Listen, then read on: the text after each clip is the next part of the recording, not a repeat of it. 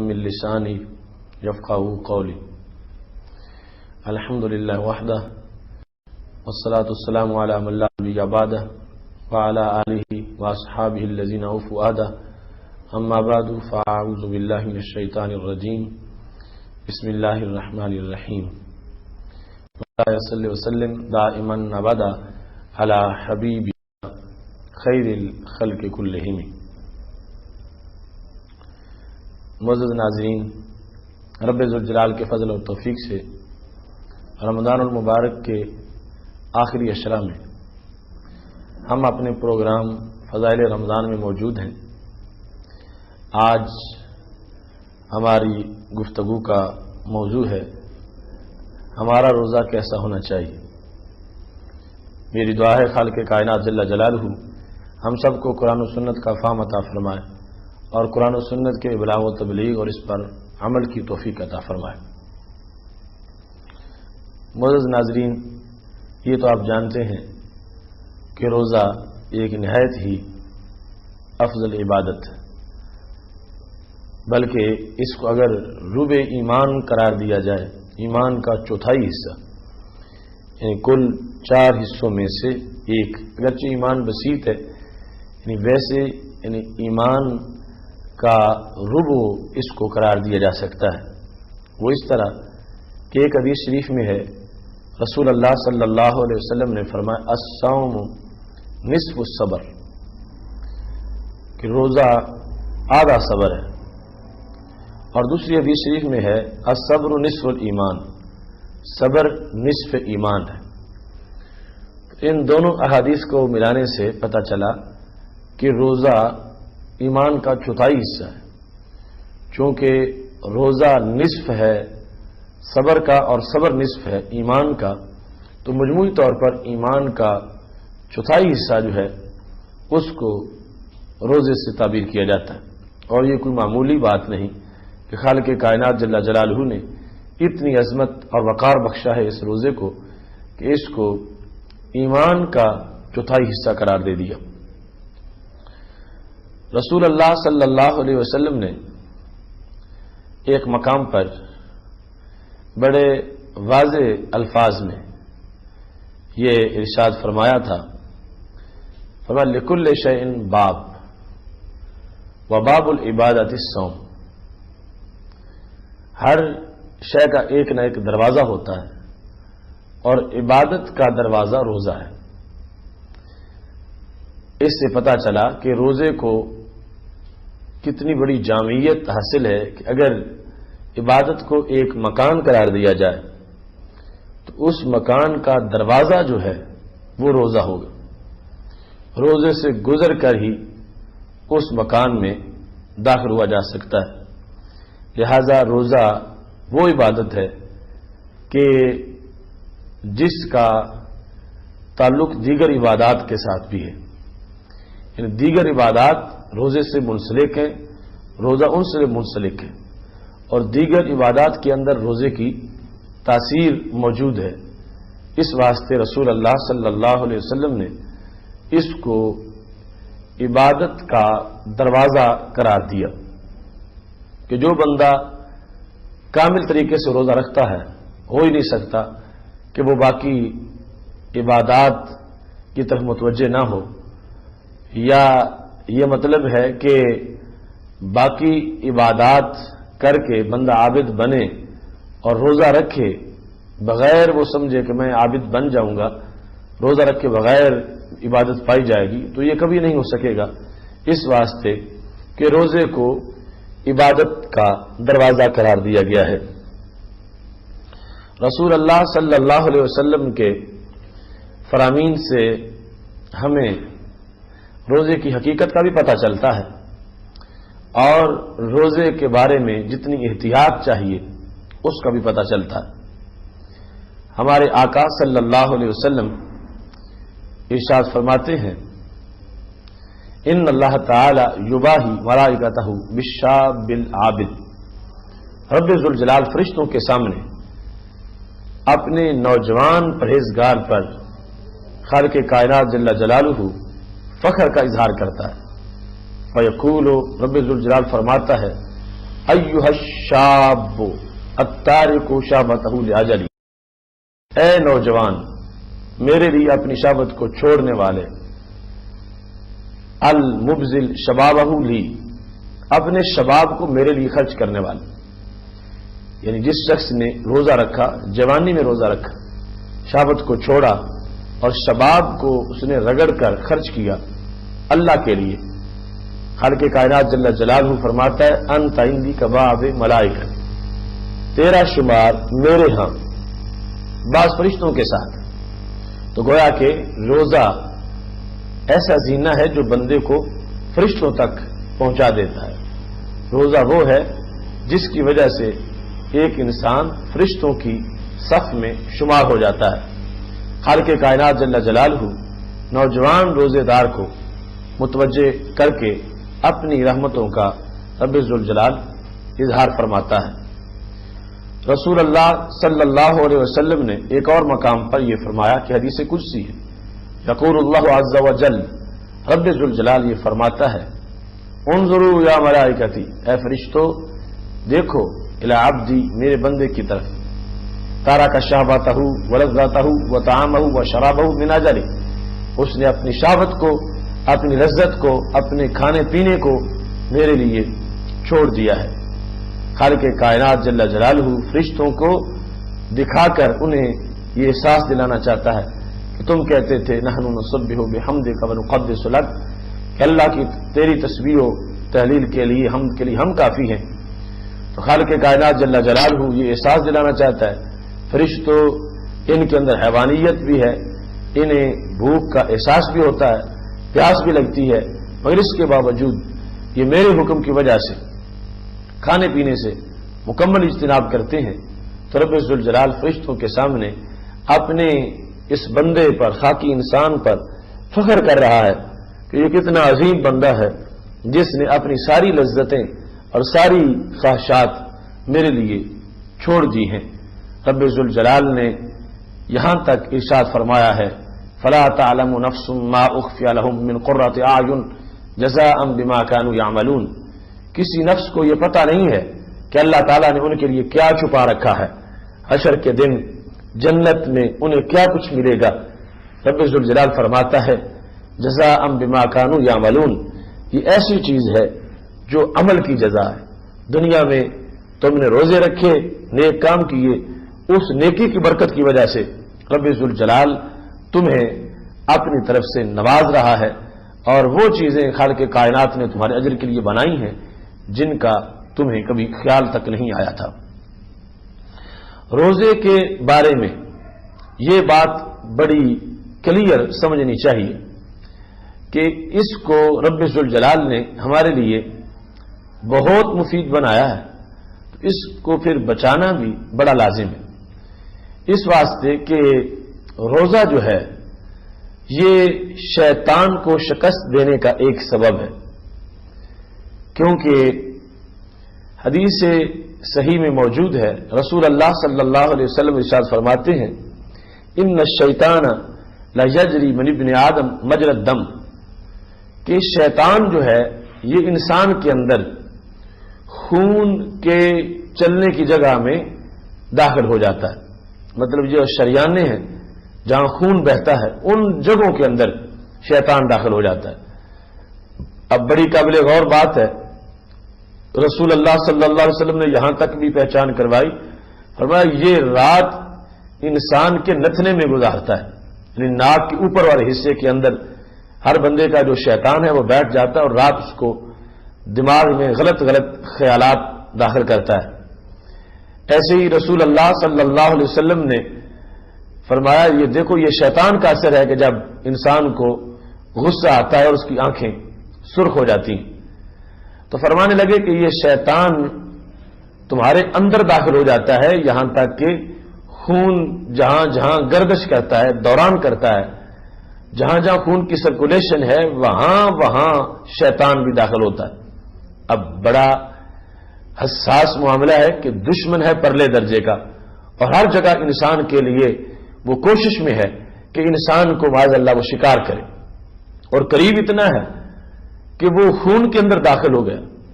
یعنی اگر وہ 10 گز قریب ہوتا اس کا بڑا خطرہ تھا، وہ 20 گز قریب ہوتا اس کا بڑا خطرہ تھا، لیکن اب تو یہ پتا چلا کہ وہ انسان کے اندر خون کی جگہوں پہ بھی داخل ہو گیا ہے دشمن، اور اتنا قریب ہو تو اب اس سے بندہ بچ کیسے سکتا ہے؟ یہ سوال عمومی طور پر اس حدیث کو پڑھ کے، پہلے حصے کو پڑھنے سے ذہن میں پیدا ہوتا ہے کہ اتنا مہلک دشمن اور عدو مبین وہ ہمارے خون میں اگر شامل ہو جائے تو پھر ہم معاذ اللہ معذور ہیں، ہم اس سے بچ کیسے سکتے ہیں؟ لیکن قربان جائیں حکمت نبوت پہ، اور قربان جائیں رسول اللہ صلی اللہ علیہ وسلم کے بیان کردہ نسخوں پر، آپ نے بحیثیت طبیب کس انداز میں امت کی حفاظت کی ہے اور شیطان سے بچنے کے لیے امت کو تدابیر دی ہیں، شیطان سے بچنے کے لیے امت کو اسلحہ دیا ہے، کیا خوب انداز تھا۔ رسول اللہ صلی اللہ علیہ وسلم نے اسی حدیث کے دوسرے حصے میں یہ فرما دیا، فَضَيِّقُوا مَجَارِيهِ بِالْجُوعِ، تم شیطان کو اندر سے نکال سکتے ہو اور اس میں کوئی بڑی جنگ نہیں کرنی پڑے گی، اور شیطان کو رسی سے باندھ کے کھینچنا نہیں پڑے گا، وہ تمہارے اگرچہ تمہارے خون میں شامل ہو چکا ہے اور رگوں کے اندر دوڑ رہا ہے وہ، لیکن پھر بھی اسلام نے ایک طریقہ تمہیں بتایا ہے کہ اندر داخل ہو جانے والے شیطان کو تم آسانی سے نکال سکتے ہو۔ کس طرح فرمایا محبوب علیہ الصلوۃ والسلام نے، جو اس کے چلنے کی جگہ ہے تم ان کو تنگ کرو، جن شریانوں میں یہ چلتا ہے تم ان کا منہ بند کرو، ان کو تنگ کرو، جو شریانیں تنگ ہوں گی تو یہ باہر آنا شروع ہو جائے گا، اندر نہیں رہ سکے گا۔ اندر تب رہتا ہے جس وقت اس کو لذتیں ملتی ہیں، تو کیسے شریانیں تنگ ہوں گی؟ رسول اللہ صلی اللہ علیہ وسلم نے فرمایا بالجو، بھوکا رہنے سے شریانیں تنگ ہو جائیں گی۔ مجاری شیطان کے جہاں شیطان دل میں انسانی بدن میں گردش کرتا ہے، وہ تمام جس جگہوں پر اسے گھٹن محسوس ہوگی، اور پھر گھٹن کی وجہ سے وہ دوڑے گا کہ میں باہر نکل جاؤں۔ وہ کیا چیز ہے جس سے اس کو گھٹن محسوس ہوگی؟ وہ ہے بھوک۔ ناظرین اب سمجھیے، رب ذوالجلال نے بلا وجہ ہمیں بھوکا نہیں رکھا۔ رمضان المبارک کے اندر جو حکم دیا کھا نہیں سکتے پی نہیں سکتے، تو اس میں حکمت کتنی ہے۔ رب ذوالجلال کا رزق تو ختم نہیں ہوتا، وہ ہمیشہ سے ہمیشہ رہے گا، لیکن خالق کائنات جل جلالہ بندے کو اس دشمن سے جو بندے کے خون میں داخل ہو چکا ہے اس سے بچانے کے لیے رب ذوالجلال نے کتنا خوبصورت طریقہ دیا۔ رسول اللہ صلی اللہ علیہ وسلم نے اپنی امت کے لیے بیان کر دیا، اور جس قدر تم بھوکے رہو گے اس قدر تم پہ رب ذوالجلال کی رحمتیں ہوں گی، شیطان کو تمہارے بدن میں گھٹن محسوس ہوگی اور شیطان پھر خون سے نکل جائے گا۔ لہذا روزہ وہ عظیم عبادت ہے کہ جس کی وجہ سے اتنا بڑا آپریشن انسان کر سکتا ہے کہ اس کے شریانوں میں وریدوں میں چھپا ہوا جو دشمن ہے اس کو اگر پکڑ کے باہر نکالا جا سکتا ہے تو بھوک یعنی روزے کی صورت میں ہی نکالا جا سکتا ہے۔ اسی بات کو بیان کرتے ہوئے رسول اللہ صلی اللہ علیہ وسلم نے سیدہ عائشہ صدیقہ رضی اللہ تعالی عنہا سے یہ کہا تھا، ان الشیطان لیجری من ابن آدم، فرمایا داومی قرع باب الجنت، اے عائشہ ہمیشہ جنت کا دروازہ کھٹکھٹایا کرو۔ اب جس وقت رسول اللہ صلی اللہ علیہ وسلم نے یہ فرمایا کہ جنت کا دروازہ ہمیشہ کھٹکھٹاؤ، قالت بماذا، سیدہ عائشہ صدیقہ رضی اللہ تعالی عنہ کہنے لگیں، یا رسول اللہ جنت کا دروازہ میں کس چیز سے کھٹکا سکتی ہوں، کس چیز سے جنت کے دروازے پہ میں دستک دے سکتی ہوں؟ جنت آسمانوں کے پار ہے، میں زمین پر ہوں، تو جنت کے دروازے کے پاس پہنچوں تو اس کو دستک دے سکوں، جب میرا وہاں پر دنیا میں جیتے ہوئے جانے کا امکان ہی نہیں ہے تو میں پھر جنت کے دروازے پہ کیسے دستک دے سکتی ہوں؟ جب انہوں نے یہ سوال کیا تو قربان جائیں حکمت نبوت اور دانش حجاز پر رسول اللہ صلی اللہ علیہ وسلم فرمانے لگے بالجو، عائشہ صدیقہ رضی اللہ تعالی عنہ کہ تمہارا ایسا عمل ہے، ایسا انداز ہے، بھوک ایسی چیز ہے کہ جس کی وجہ سے تم جنت کے دروازے پہ دستک دے سکتی ہو، اپنے آپ کو بھوکا رکھ کے تم اپنے آپ کو جنت کے قریب کر سکتی ہو، یہاں تک کہ جنت کا دروازہ تمہارے سامنے آ جائے گا، اور یہاں تک کہ تمہیں جنت کے دروازے پہ دستک دینے کا موقع مل جائے گا۔ یہ کون سی چیز ہے جس نے انسان کو دنیا میں ہوتے ہوئے جنت کا قرب عطا کیا اور جنت کے دروازے پہ دستک دینے کا معاملہ اس کے سامنے موجود رہا؟ یہاں پر رسول اللہ صلی اللہ علیہ وسلم کی حکمت افروز باتیں اور بصیرت لبریز باتیں وہ ہیں کہ جنہوں نے یہ واضح کیا کہ بھوک ایسی چیز ہے، اگر تم اس بھوک کو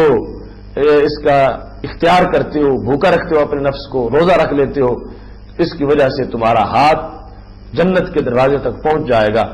اور ہاتھ ہی نہیں، دستک دینے کا مطلب یہ ہے داخل ہونا، تو پھر جنت کے داخلے کے لیے کوئی درمیان میں حجاب اور رکاوٹ باقی نہیں رہے گی، اور رب ذوالجلال تمہیں جنت عطا فرمائے گا۔ اس واسطے پتہ چلا کہ انسان کے اندر بہت کچھ ہے، انسان کے پاس بہت کچھ ہے، اگر انسان اس کی قدر و قیمت کرے تو کہیں اور جانے کی ضرورت نہیں ہے۔ اگر وہ شیطان کو شکست دینا چاہتا ہے، شیطان کو بھگانا چاہتا ہے، تو بھوک جیسا اسلحہ موجود ہے، اس کو اگر کوئی استعمال نہیں کرتا اور شکایت کرتا ہے تو پھر اس کی حماقت ہے، ورنہ رب ذوالجلال کا قرآن بول رہا ہے ان اللہ لا یغیر ما بقوم حتی یغیروا ما بانفسہم، فرمایا خالق کائنات جل جلالہ کسی قوم کی حالت کو اس وقت تک تبدیل نہیں کرتا جب تک کہ وہ خود اپنے حالات کو تبدیل نہیں کرتے۔ تو مطلب کیا ہے؟ انسان چاہتا ہے کہ مجھے شیطان سے چھٹکارا مل جائے اور شیطان میرے قریب نہ آئے اور شیطان کا مجھ پہ اثر نہ ہو، یہ اس کا مقصود ہے۔ اللہ تعالیٰ فرماتا ہے اپنی کیفیت میں تبدیلی لے آؤ تو ہماری طرف سے وعدہ پورا ہوگا، شیطان تمہارے قریب نہیں آئے گا، بھاگ جائے گا۔ وہ کیا تبدیلی ہے کہ اپنے آپ کو بھوکا رکھا کرو، روزہ رکھا کرو۔ جو ہے ایسی چیز ہے جس کی وجہ سے شیطان کی سانس بند ہو جاتی ہے، اس کو گھٹن محسوس ہوتی ہے اور وہ انسانی بدن سے فرار ہونے کی کوشش کرتا ہے۔ معزز ناظرین، یہ کتنا بڑا زینہ اور سہارا ہے ہمارے لیے کہ اندر ہی ایسا انقلاب کا مرکز موجود ہے جس کی وجہ سے انسان خود بھی مالا مال ہو سکتا ہے اور اس کی نیکی کا اثر دوسروں تک بھی پہنچ جاتا ہے۔ اسی لیے ہی رسول اللہ صلی اللہ علیہ وسلم نے فرمایا لولا ان الشیاطین یحومون علی قلوب بنی آدم لنظروا الی ملکوت السماوات، اگر شیطان انسانی دل کے گرد ڈیرا نہ لگا لیتے تو کیا ہوتا؟ انسان آسمان کے ملکوت تک دیکھتے، لیکن اب روشنی کیوں کم ہو گئی، بینائی انسان کی محدود کیوں ہو گئی؟ اس واسطے ہو گئی کہ شیطان نے دل پر ڈیرا لگا دیا اور معاذ اللہ دل پر بیٹھ کر اس نے قبضہ جما کے باقی اعضاء کو کنٹرول میں لینا شروع کر دیا۔ ہماری اس گفتگو کا مطلب یہ ہے کہ انسان ان ذرائع کی طرف متوجہ ہو جن کے اندر اللہ کی رضا بھی ہے اور انسان کی بقا بھی ہے۔ مثلا یہ روزہ جس وقت اس کو اللہ کا حکم سمجھ کے رکھتا ہے اور پھر ساتھ اس کے وہ یہ سمجھتا ہے کہ اسی میں میری حقیقی زندگی کی بقا موجود ہے، تو خالق کائنات جل جلالہ اس کے خیال کے مطابق انا عند ظن عبدی بھی، میں تو اپنے بندے کے گمان کے مطابق ہوں، اگر مجھے قریب سمجھتا ہے تو میں قریب ہوں، اگر وہ بعید سمجھتا ہے تو پھر میرا فضل اس پہ نہیں ہوگا، میں بعید ہوں۔ اس لحاظ سے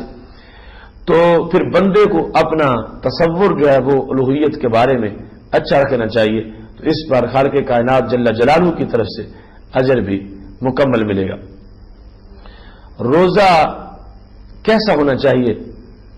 اس میں اب یہ بات تو بالکل واضح ہے کہ روزے نے بہت بڑا کام کرنا ہے، روزے نے شیطان کو بھگانا ہے، روزے نے دل کی حدود کو صاف کرنا ہے، روزے نے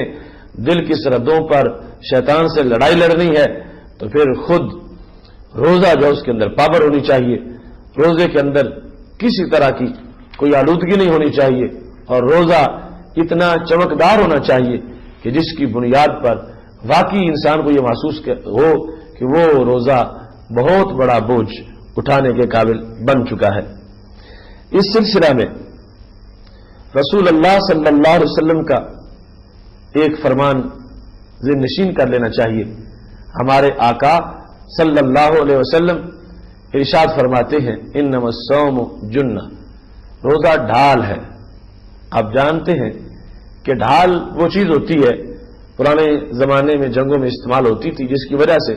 مخالف کا حملہ خواہ وہ تلوار کا ہو یا کسی اور چیز کا ڈھال آگے کر کے انسان خود بچ جاتا تھا. ڈھال کو ضربیں لگتی تھی مگر جس نے ڈھال بنا رکھا ہے وہ بچ جاتا تھا. تو رسول اللہ صلی اللہ علیہ وسلم کا یہ جملہ بھی کتنا جامع جملہ ہے. پاک محبوب علیہ الصلوۃ والسلام ارشاد فرمانے لگے انما الصوم جنہ، روزہ ڈھال ہے.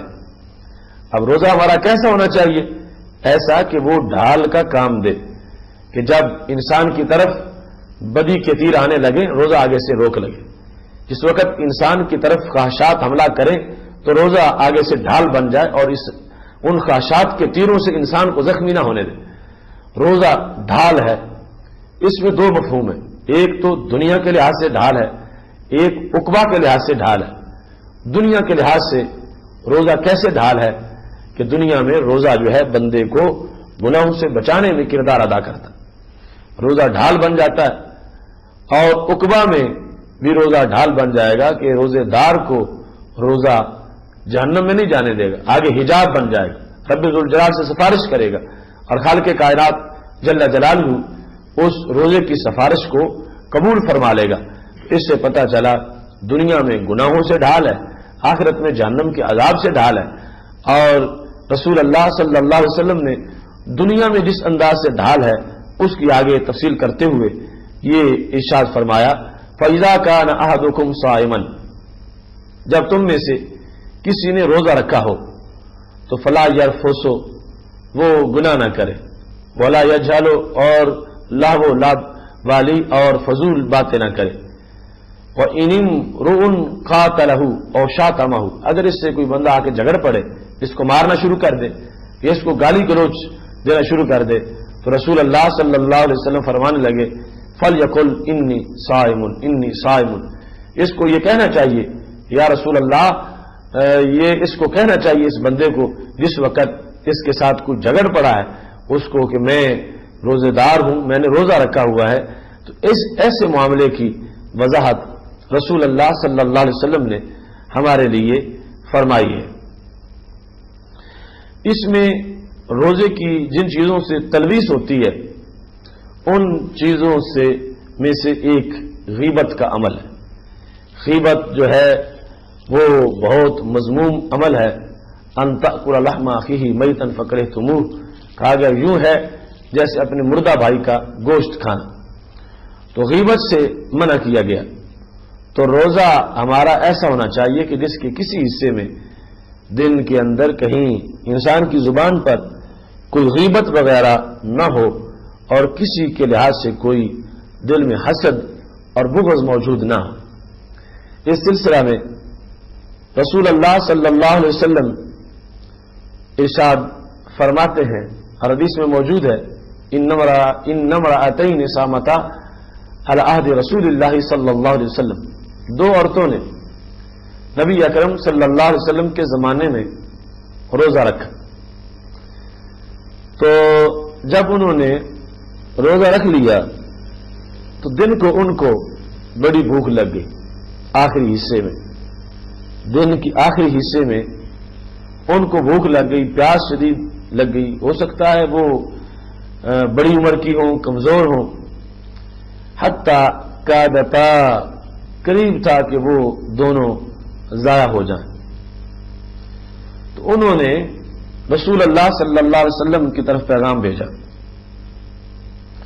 اور نبی اکرم صلی اللہ علیہ وسلم سے اجازت چاہی کہ ہمیں اجازت مل جائے تو ہم روزہ افطار کر سکیں. جس وقت انہوں نے روزہ افطار کرنے کی اجازت مانگی تو کیا ہوا، رسول اللہ صلی اللہ علیہ وسلم نے ان کی طرف ایک پیالہ بھیجا اور یہ حکم دیا پیالہ لے جانے والے کو کہ ان دونوں عورتوں کو کہو کہ اس میں وہ کیا کریں، ما اکلتما، جو کچھ تم نے کھایا ہے وہ تم اس میں کیا کر دو. جس وقت انہوں نے کہہ کی تو اندر سے جمے ہوئے خون کی بوٹیاں نکلی اس برتن میں جس میں انہوں نے قید کی تھی، تو جمے ہوئے خون کی بوٹیاں اس قے کے ذریعے سے ان کے بدن سے باہر آئیں۔ جس وقت ایسا عمل ہوا رسول اللہ صلی اللہ علیہ وسلم نے اب فرمایا ہاتان سامتا اما احل اللہ لہما وافطرتا علی ما حرم اللہ تعالی علیہما، فرمایا ان دو عورتوں نے حلال چیز سے تو روزہ رکھ لیا، یعنی حلال کو چھوڑ دیا، حلال چیز کو ترک کر کے روزے کی صورت بنا لی، لیکن کیا ہوا؟ رسول اللہ صلی اللہ علیہ وسلم فرمانے لگے افطرتا علی ما حرم اللہ تعالی علیہما، رب نے جو ان دونوں پر حرام کیا ہوا تھا اس پر انہوں نے روزہ افطار کر دیا، اس سے روزہ چھوڑ دیا، یعنی حلال چیزوں سے اجتناب کر کے روزہ انہوں نے رکھا ہوا ہے، مگر حرام چیزیں کا ارتکاب